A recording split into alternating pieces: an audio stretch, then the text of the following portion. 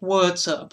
Take It Easy 04 here again, and this is going to be volume 3 of my horror Blu-ray collection infection. Yep. So, next up, the last one we did was Halloween 2, I think. If not, correct me. Hellraiser, with an oddly wrinkled package situation. I think this movie has my favorite special effects of any movie I've ever seen. Just the scenes where he's starting to regenerate and that sort of thing. That's awesome stuff. And I don't want to go off on this whole cliche horror guy CGI versus practical effect debate tangent thing that I'm sure we've all thought and heard countless times. But again, this probably goes into the must-have category, or it does go into the must-have category, obviously, but the category of, if you don't have this, then you're not watching this. But yeah, and you can get this. I mean, I think I got this for $8. It's another one of those. This might be the last one in that $8 Blu-ray fries sale. I got that one time. I think it was like 2 years ago. But yeah, definitely pick it up. You could probably get it for next to nothing. And pick up Hellraiser 2 as well. I don't have that. I want to get it.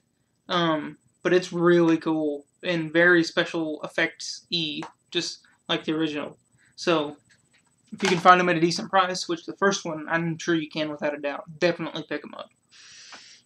Next up, we've got Intruder. And speaking of special effects, this has some goodness in it. This is the Uber edition from Synapse Films.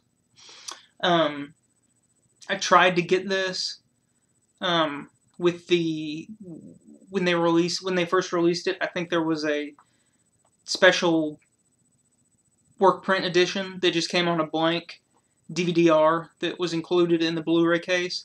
I didn't get that. I guess I got close, but this is it's an excellent movie. Basically, a slasher movie within a grocery store overnight. Very, very great little slasher movie. Don't let anybody. Bruce Campbell's in it.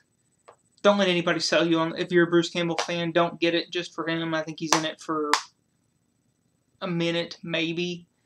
But even if he wasn't in it at all, it's definitely a must-own. You could probably get it, probably at a decent price. But I mean, I wouldn't be. If you can get it for $10 or $15, that's still a great deal because this is a quality movie. And I haven't watched this release of it, but I've heard nothing but good things. So, definitely pick that up. Next we have I Spit on Your Grave, and it's got a booty on it. This is the original, not the remake. I haven't seen the remake. I heard it was kind of ho-hum. Kind of to quote Dead Pit, brutal. Just for the sake of being brutal and violent. But I like this one a lot. This is brutal and violent, I guess, but you get more of a... You care about the person that is brutalized. And so you're really rooting for her in a way that... I mean, most current horror movies, and I don't want to sound like an old guy, they can't do it like they used to, but most newer or current horror movies, you don't care. I mean, about the person that's the hero or the heroine or the victim or whatever. You don't care because they're just annoying, and you don't buy it. But this, she's pretty. The lead actress, you can kind of see her right there. She's pretty, but she's real world pretty. So it doesn't seem like, and it's it's an older movie, so it's not oversaturized and overproduced, and I mean it's basically, a woman gets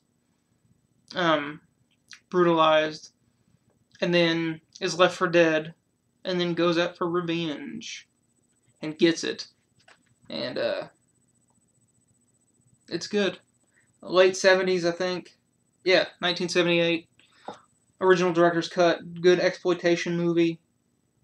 Looked good to me on Blu-ray as well. So definitely pick this up. I think you can get this one for a decent price as well. So must have. And most of these I'm going to say, pick this up, because if I didn't believe that, then I probably wouldn't have bought it. So next up, Jennifer's Body. And I liked this. I saw this in the theater, and I liked it a lot. I've heard kind of mixed reviews on it from people that are into horror movies, but I liked it. I thought it was fun. I thought it had some good, I guess, gore scenes and stuff in it. It's a decently funny. It's not really scary, but like I was saying earlier, I don't like the movies that really try to startle or suspense the living crap out of you because they don't know what else to do.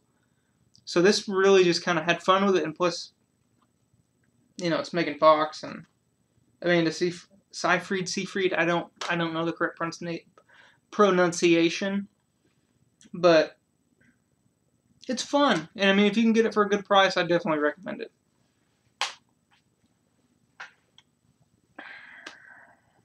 The Monster Squad. I grew up on this movie. This movie is, I cannot recommend this enough. It's just a great, great movie. I have it on VHS. I have it on DVD. I have it on different DVD. I have this Blu-ray. I got this Blu-ray for like $9 or $10 on deep discount. It's a great movie. You cannot. It's Universal Monsters versus the Goonies, basically, and you really can't fail.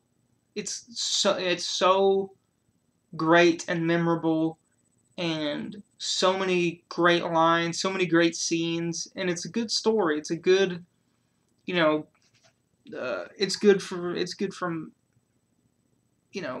think it's PG-13, but of course when I started watching, that's probably 5 or 6 or so or whatever. But yeah, can't say enough good things about the Monster Squad. We need more movies like this. Definitely. It's just fun and great and wonderful and spectacular. And it's not bad. Next up, the original My Bloody Valentine. This is probably one of my favorite non-franchise slasher movies.